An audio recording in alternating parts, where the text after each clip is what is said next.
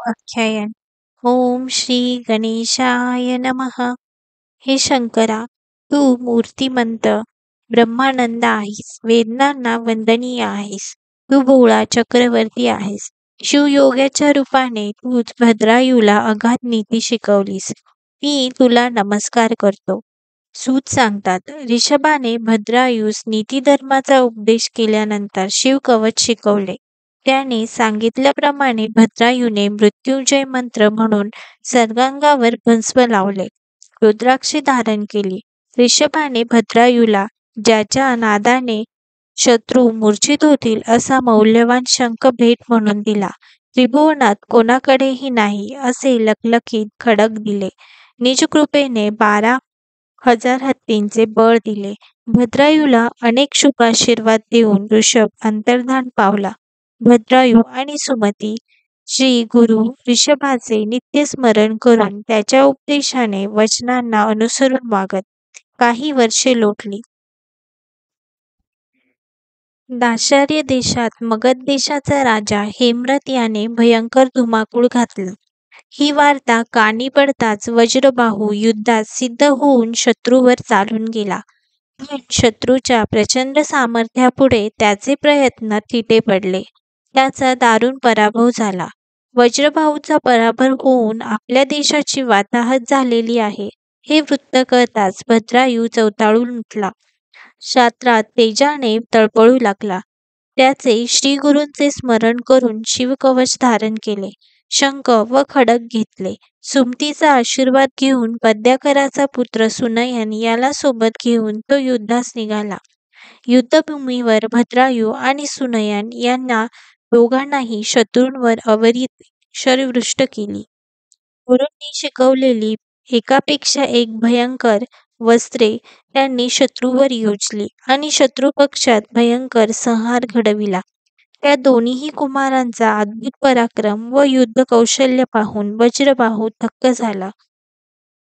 भद्रायूच्या घातक शरवृष्टीमुळे शत्रू अगदी जर्जर झाला होता. आपल्या सैन्याची ही दुरवस्था पाहून हेमरथ चवताळून भद्रायूवर चाल करून गेला. हेमरथ महाबलवान असल्याने तो हार जात नव्हता. हे लक्षात येताच भद्रायूने शिवयोग्याने दिलेले खडक बाहेर काढले. खडक म्हणजेच कालाग्नीचा कराळ जिव्हा, ज्यामुळे बाहुबलीची काय मजाच. ते खडक पाहूनच हेमरथाचा धीर सुटला. तो उरल्या सुरल्या सैन्यासह पळून जाऊ लागला. हे पाहताच भद्रायूने चपळाईने पाठलाग करून त्याला पकडले. वस्तऱ्यासारखी धार असलेल्या बाणाने त्याचे डोके 5 ठिकाणी भादरले आणि त्याला पूर्ण विद्रूप करून टाकले. भद्रायूने प्रजाजनांना धीर देऊन सर्व प्रकारचे सहाय्य केले आणि प्रधानासह आपल्या पित्याची सुटका केली. त्याच्या पायावर डोके ठेवले. वज्रबाहूला रडू आवरेना. या उपकारकर्त्या मुलाचे कोणत्या शब्दाने कौतुक करावे ते त्याला कळत नव्हते.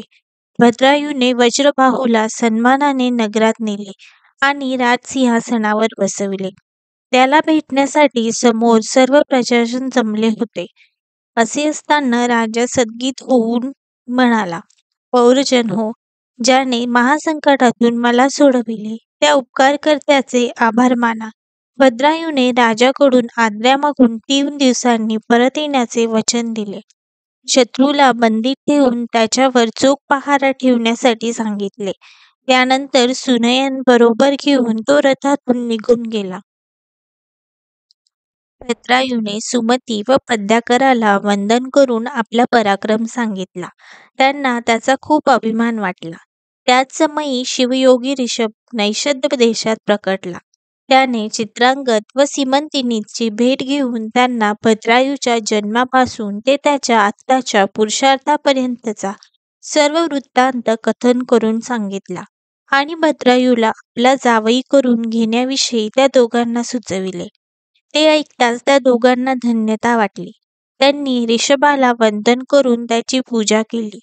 ऋषभाचे वचन प्रमाण मानून चित्रांगदाने आपला दळभार वैश्याकडे पाठविला. विवाहाचा संदेश मिळताच सर्व तयारी करून पद्याकर आपली पत्नी, पुत्र सुनयन, सुमती, भद्रायू, आप्त मित्र नगरजन सर्व वर्ग यांना घेऊन नैषद्य देशात गेला.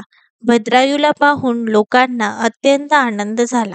त्यांनी कीर्तिमालिनीच्या भाग्याचे मनपूर्वक कौतुक केले. चित्रांगजाच्या निमंत्रणावरून अनेक राजे त्याच्या विवाहास उपस्थित राहिले. वज्रबाहूही सहपरिवारासह आला होता. भद्रायूला पाहताच त्याचे पाय धरण्यासाठी धावला. भद्रायूने त्याला एकांतात नेऊन आपली ओळख सांगितली. शिवयोगी ऋषभाच्या कृपादृष्टीने व त्यांनी दिलेल्या शिवोपासनेने मी व माझी आई तरलो. आजचा सुदिन हा त्यांच्याच प्रसादाने आम्हाला पाहावयास भेटतो आहे, असे सांगितले. भद्रायूने सर्व इतिहास सांगून सुमतीची व वज्रबाहूची भेट घडवून आणली. तिला पाहून वज्रबाहू फार लज्जित होऊन स्वतःची निंदा करू लागला. तिलाही मागील दुःखाची आठवण करून रडू कोसळले. ती शिवयोगी ऋषभाला कृतज्ञपूर्वक नमन करून म्हणाली. वज्रबाहूने तिच्या कर्तृत्वाबद्दल गोड गौरव सांगितले. तो म्हणाला, सुमती, तू खरोखरच धन्य आहेस. तू माता पित्याचे कर्तव्य एकत्र पार पाडलेस. मी अभागी. मी तुला व मुलाला टाकले, पण तू मला पुत्र दिलास आणि राज्यही दिलेस. माझ्या राज्याची तू खरी स्वामिनी आहेस. त्यांचे बोलणे संतापाचे. भद्रायूने धावत जाऊन पित्याचे पाय धरले. तेव्हा वज्रबाहू अत्यंत जिव्हाळ्याने भद्रायूस हृदयशी धरले. वज्रबाहूने कीर्तिमालिनी व भद्रायू यांना आपल्या अंगावर बसवून वात्सल्याने त्यांच्या पाठीवरून हात फिरविले. सर्व राजांना भद्रायूचे चरित्र समजले. शिवोपासनेचे महात्म्य कळले. भद्रायूने पद्याकर व सुनयनी यांचा परिचय वज्रबाहूला करून दिला. वज्रबाहूने पद्याकराला कृतज्ञतेने आलिंगन दिले. ठरवलेल्या मुहूर्तावर भद्रायू आणि कीर्तिमालिनी यांचा शुभविवाह थाटामाटाने संपन्न झाला. वज्रबाहू आपल्या मुलाला, सुनेला, सुमतीला, पद्याकराला व सुनयनीला घेऊन विदर्भ देशात परतला. त्याने राज्ययंत्रणेचे सर्व अधिकार सुमतीच्या हाती दिले. सर्व शत्रूंना आपले मांडलिक करून त्यांचा वार्षिक कारभार निश्चित करून सोडून दिले. भद्रायूला राज्य घेऊन वज्रबाहू सुमतीसह हिमालयात केदार क्षेत्री गेला व तेथे दृढ निष्ठेने ते दोघेही शिवोपासना करू लागले. भद्रायूने उत्तम प्रकारे राज्यकारभार चालविला. तो आणि कीर्तिमालिनी श्रद्धापूर्वक शिवभक्ती करीत असत. एके दिवशी ते दोघे वनविहारासाठी गेले असता भद्रायूला एक ब्राह्मण दाम्पत्य जीवाच्या आकांताने ओरडत धावत येताना दिसले. एक भला मोठा वाघ त्यांच्या मागे लागला होता. ब्राह्मणाने त्याच्या पत्नीस वाघाच्या तावडीतून सोडविण्याची भद्रायूला विनंती केली. भद्रायू धनुष्यबाण सावरून लगबगीने धावला, पण तेवढ्यात वाघाने ब्राह्मणीवर झडप घालून भद्रायूच्या डोळ्यांदेखत तिला उचलून नेले. भद्रायूने वाघावर अनेक बाणे सोडली, पण ते अंगात काही रुतले नाही. ब्राह्मणाला दुःख सहन होईना. तो आक्रोश करून भद्रायूचा धिक्कार करू लागला. त्याचा आक्रोश पाहून भद्रायू म्हणाला, मी तुला हवे ते देतो. तुझे लग्न लावून देतो. राज्य हवे तर तेही देतो, पण कृपा करून दुःख करू नकोस. ब्राह्मणाने त्याची पत्नीच परत आणून द्यावी असा हट्ट धरला. त्यावर भद्रायू म्हणाला, तुला हवी असल्यास मी माझी पत्नी दान म्हणून देतो. त्याचे सत्व पाहण्यासाठी ब्राह्मण म्हणाला, ठीक आहे, तू मला कीर्तिमालिनी दान म्हणून दे. भद्रायूने त्या ब्राह्मणाला कीर्तिमालिनी संकल्पपूर्वक दान दिली. दानविधी पूर्ण होताच ब्राह्मण कीर्तिमालिनीसह अदृश्य झाला. त्यानंतर भद्रायूने अग्नी प्रदीप्त केला आणि सर्वांगाला भस्म लावून रुद्राक्ष धारण केले.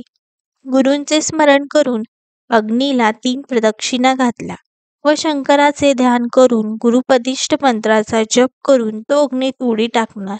तोच अग्नी फारच चेतला आणि त्यातून चंद्रमौळी ईश्वर पार्वतीसह प्रकट झाले. दशभुज शंकराने भद्रायूला आलिंगन दिले व म्हटले, वत्सा, तुझी निर्वाणाची भक्ती पाहून मी प्रसन्न झालो आहे. तुला काय हवे आहे ते मागून घे.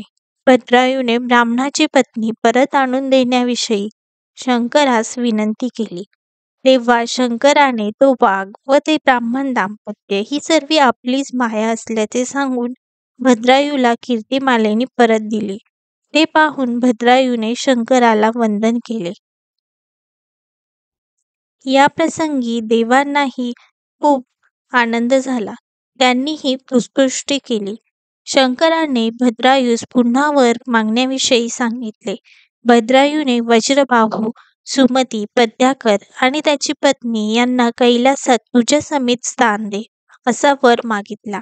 शंकराने कीर्तिमालिनीसही वर मागण्यास सांगण्याचे व भद्रायू यांचे माता-पिता, पद्याकर वैश्य व त्याची पत्नी तसेच पुत्र सुनयन या सर्वांना दिव्य विमानातून कैलास पर्वतावर नेले.